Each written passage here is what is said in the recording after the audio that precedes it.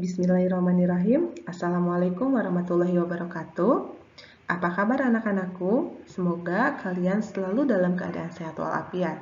Bertemu lagi dengan Ibu di mata pelajaran Project IPAS. Nah, sebelumnya, perkenalkan dulu, nama Ibu adalah Gina Giniawati. Ibu adalah salah satu staf pengajar di SMKN 1 Campaka Cianjur.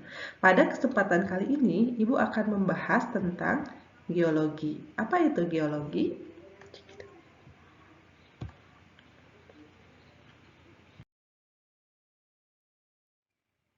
Nah, sebelum kita membahas tentang materi, Ibu akan sampaikan dulu capaian pembelajaran yang akan kita pelajarkan. Di akhir fase E, peserta didik dapat menjelaskan fenomena secara ilmiah, mendesain, dan mengevaluasi penyelidikan ilmiah, menerjemahkan data dan bukti-bukti secara ilmiah. Selain di akhir capaian pembelajaran, adapun tujuan pembelajarannya, yang pertama, menjelaskan keterkaitan antara makhluk hidup yang terdiri dari manusia, tumbuhan, hewan, yang saling bergantung satu sama dengan yang lainnya terhadap lingkungan, baik berupa tanah, air, energi, menggunakan kata-kata sendiri. Dan tujuan pembelajaran yang berikutnya yaitu menjelaskan metode pengolahan limbah non-B3 yang dapat diterapkan dalam kehidupan sehari-hari. Nah, itu merupakan capaian dan tujuan pembelajaran dari pembelajaran yang akan kita bahas kali ini.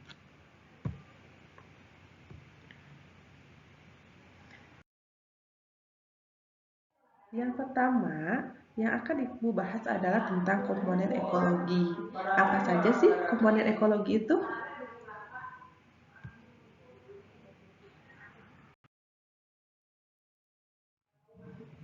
Baik, yang pertama, komponen ekologi itu terdiri dari faktor biotik. Nah, apa itu faktor biotik? Faktor biotik adalah faktor hidup yang meliputi semua makhluk hidup di bumi, baik tumbuhan maupun hewan. Dalam ekologi, tumbuhan berperan sebagai produsen, hewan berperan sebagai konsumen, dan mikroorganisme berperan sebagai dekomposer. Nah, apa sih produsen, konsumen, dan dekomposer itu? Nanti kita akan bahas ya. Nah, di sini ada tingkatan organisasi makhluk hidup. Yang pertama adalah individu, yang kedua adalah populasi, yang ketiga adalah komunitas, dan keempat adalah ekosistem. Nah, yang pertama adalah individu. Individu itu adalah organisme tunggal, seperti kita. Satu manusia itu adalah individu. Seekor tikus, seekor kucing, sebatang pohon, itu merupakan satu individu. Jadi yang berdiri sendiri. Nah, yang kedua itu adalah populasi. Kalau populasi itu lebih kumpulan dari individu-individu. Misalnya, kumpulan seekor kucing, maka di situ ada kucing yang terdiri dari beberapa kucing. Nah, yang ketiga adalah komunitas.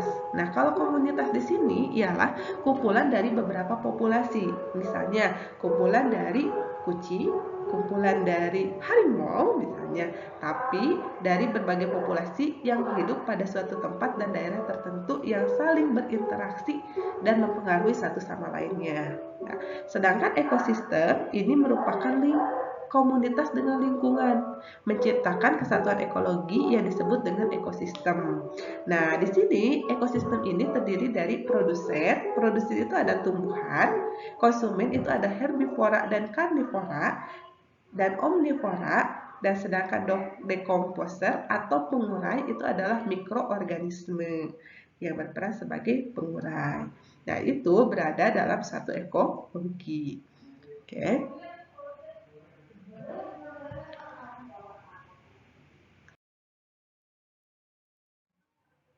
Faktor yang kedua yaitu adalah faktor abiotik, di mana faktor abiotik ini adalah faktor tak hidup yang meliputi faktor fisik dan kimia. Jadi kalau tadi abiotik itu lebih ke biotik itu lebih ke makhluk hidupnya, sedangkan abiotik itu adalah lebih ke faktor tak hidupnya. Contohnya apa? Dalam ekosistem itu ada suhu, ada sinar matahari, ada air, ada tanah, ketinggian, angin, itu merupakan faktor abiotik yang sangat berhubungan dengan faktor biotik.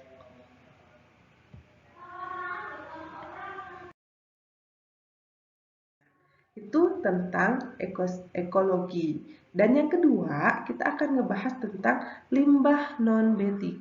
Nah, di sini kita akan membahas tentang limbah non B3. Apa itu limbah? Biasanya limbah itu lebih identik dengan sampah, betul? Ya. Jadi limbah itu lebih identik dengan sampah. Nah, di sini Ibu punya video mengkhawatirkan sampah makanan di Indonesia. Mangga silahkan diamati videonya oleh kita semua ya. Kita tonton dulu videonya.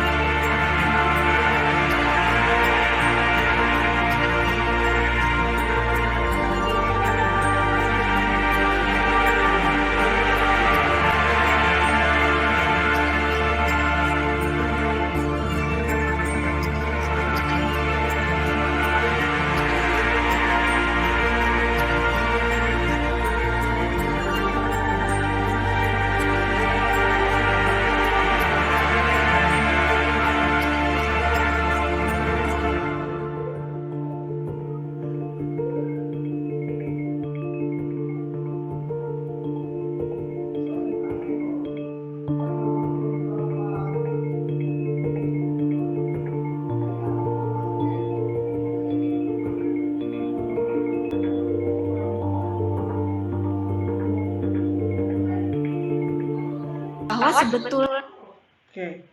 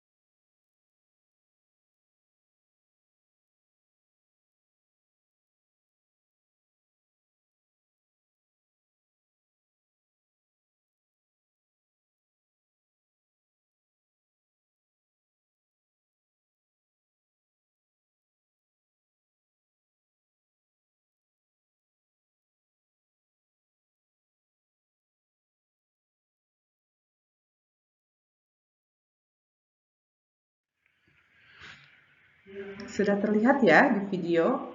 Jadi kita semua bisa tahu apa sih limbah itu. Nah, dari video yang kita lihat, limbah dapat berasal dari sisa produksi di industri maupun domestik atau rumah tangga. Jika ada masyarakat yang bermukim, maka pasti berbagai jenis limbah yang dihasilkan.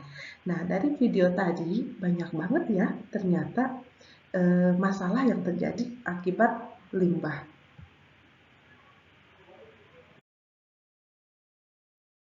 Nah, klasifikasi limbah. Di sini ada jenis-jenis limbah. Yang pertama berdasarkan wujud, senyawa, dan sumber.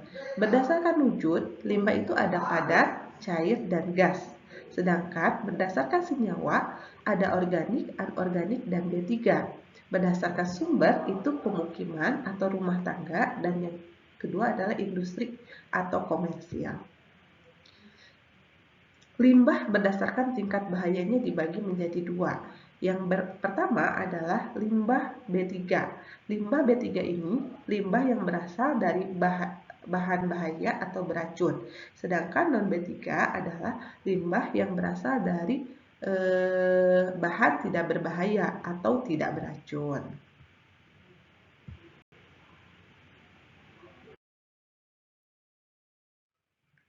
Oke, mungkin itu saja yang dapat Ibu sampaikan pada kesempatan kali ini.